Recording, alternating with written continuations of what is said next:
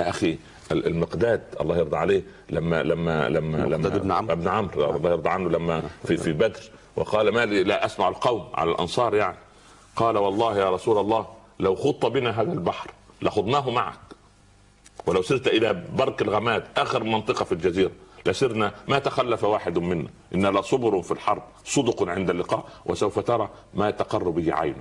هذا الكلام لا يقول كما قالت اليهود لسيدنا لا والعياذ بالله رب العالمين. اذهب أنت وربك فقط. وفي الأمة الآن من يقولون هذا الآن إن لم يقولوها قولا فعملهم يقول هذا. الموضوع يقول لك يا أخي الباب اللي يجي منه الريح سد وسلام، باب إيه اللي يجي منه الريح يا أخي؟ وطعم الموت في شيء حقير كطعم الموت في شيء عظيم.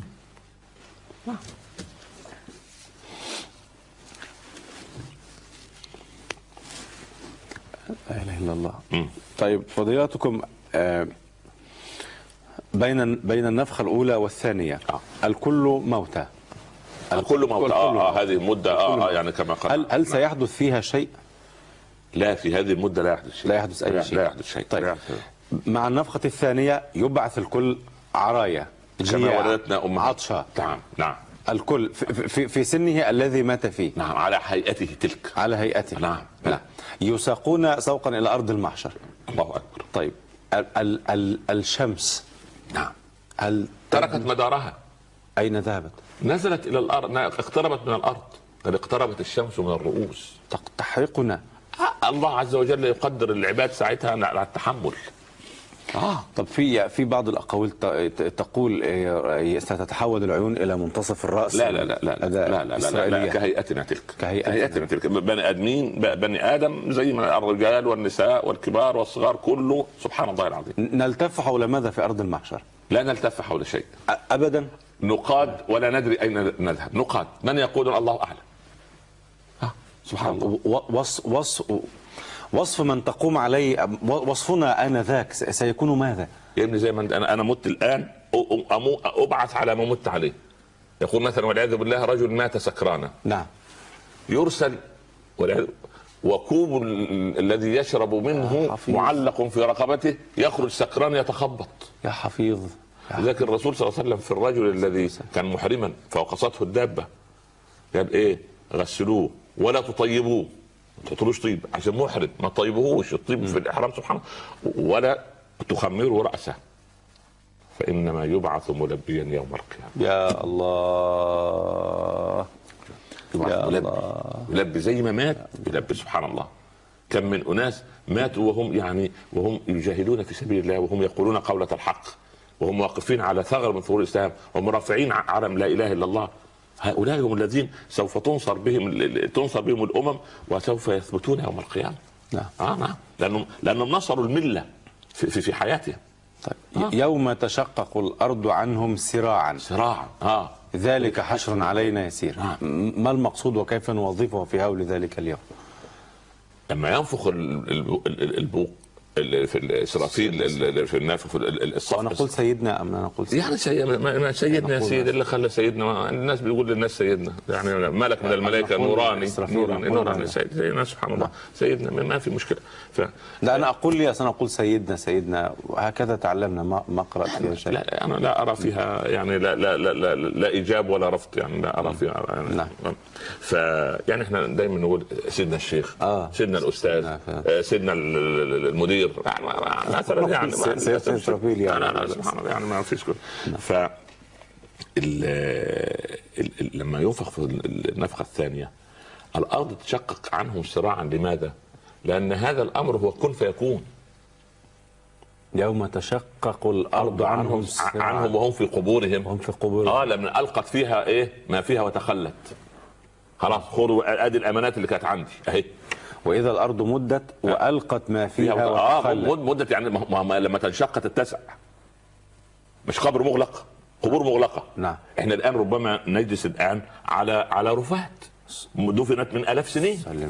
نعم. سر ان استطعت في الهواء رويدا لاغتيالا على رفات العباد. ربما انا ادوس الان على جمجمه جد لي من 1000 السنين مات. ليه لا؟ صح. لو ظل كل قبر في الحياه قبرا لما وجد الاحياء في الارض مستقرا. يا الله يا حفيظ. ليه؟ لانها بتتحلل، بتتحلل الاجساد ويظل عجب الذنب. لكن لو انا جثتي زي ما انا كده، ال 60 كيلو دي ولا الكام كيلو جرام دول ظلوا كما هم، طب وبعدين واللي بعدي واللي بعدي واللي ما نجد مكان نسكن فيه. وهذا المقصود تشقق يعني اذا الارض مدت ليه؟ لان القبر تشقق. نعم. تشقق والارض عنهم صراع عشان يخرج. نعم. يخرج وقف على المقصود التشقق سريعا. العجيب انه يخرج ازاي؟ هو رماد اساسا، هو ما فيش رماد، حتى ما فيش بقايا رماد. صحيح. فجأة يقف انسانا سويا. لا حول ولا قوة الا بالله. كذلك الخروج. لا حول ولا قوة الا بالله. مش ربنا بيقول لما بينزل الماء على الارض اهتزت وربت وانبتت من كل زوج بهيج ان الذي احياها لمحيي الموتى. اللي احيا الارض للموات يحيي الموتى سبحان الله. وان عليه النشأة الاخرى. دي النشأة الاخرى. نعم. مش كان النشأة الاولى؟ صحيح. تمام. نعم. هو من ينشأ في الحلية، يعني النشأ الاول وهو في الخصام غير مبين. دي النشأة الثانية. هذه النشأة الثانية كما صنع مع العزير. الله يرضى عنك. صورة مصغرة كما صنع مع اهل الكهف. لبثنا يوما او بعض يوم. طب هل نرى انفسنا ونحن نخلق؟ لا نرى أنفسنا الكل يقف، الكل قيام، كل يتحرك من قبره ويتوجه. انا كلغه وحتى فاذا هم قيام ينظرون اريد لها مخرج لغوي لا يوجد. مش ثم فاذا هم قيام ينظرون. الفجائيه دي فاء واذا الفجائيه يعني. واذا الفجائيه يعني الفاء للترتيب والتعقيد، واذا الفجائيه فاذا هم قيام ينظرون. قيام مش جلوس. انا لما انت تصحى من النوم بتعمل ايه؟ وبعدين تجلس شويه وبعدين تجلس وبعدين تقوم على ايديك وبعدين تنزل من فوق الفراش وبعدين تقف على مراحل. نعم. لا، اول ما ينفخ يقف. ما الذي يفكر فيه كل قلب في هذه اللحظة؟ الناس في هذه الحياة قسمان. اول واحد من بعثنا من مرقد، كنا نايمين. هذا الكافر المجرم ما احنا كنا قاعدين ان هي الا ايه؟ حياتنا الدنيا نموت ونحيا وما يهلكنا الا الدهر وما نحن سبحان الله سبحان الله انتهى. فايه من بعثنا من مرقدنا. لو مدفون جنب واحد مؤمن يقولوا هذا ما وعد الرحمن وصدق يثبت. يا الله. هذا هو التثبيت. كيف نثبت في هذه اللحظة؟ نرد ولا نسأل؟ التثبيت يأتي بأن كل أمر من كتاب الله أتبعه وكل نهي أنتهي عنه. أتقي الله في مظالم العباد، أن أبيت وليس علي حقوق لمسلم، أن أبيت وأنا راضي عما قسم الله لي به، لا أتمرد لا أتململ لا أشكو، وإنما أشكو إلى الله في معية الله. خلقي خلق رسول الله أو قريبا منه أو متمثلا به. أعمالي أعمال حبيب الله. صناعتي صناعة الصحابة. هكذا من أراد أن يثبت. أما غير هذا لا يثبت. اللجاجة والفلسفة والسفسطة هذه لا تذهب بنا إلا إلى الخلف. هذا هو الحشر. نعم هذا هو الحشر، بداية الحشر. بداية الحشر. لأن احنا لسه سائرين، احنا لسه نيجي بإيه؟ الأرض المحشر وبداية تطاير الصحف. ده موضوع احنا لسه نكمل. يعني هذا هو بداية الحشر. هول المطلع أو مطلع من القبور. ينظرون إلى ماذا؟ فإذا هم قيام ينظرون. ينظرون إلى أي مكان يتجهون، إلى أي شخص يقودهم، إلى أي إنسان يأخذ بأيديهم، إلى أي واحد يقول معلومة.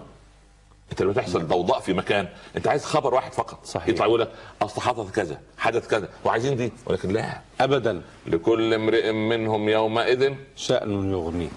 ولا اسال عليك ولا تسال عليك ولا اعرفك ولا تعرفني.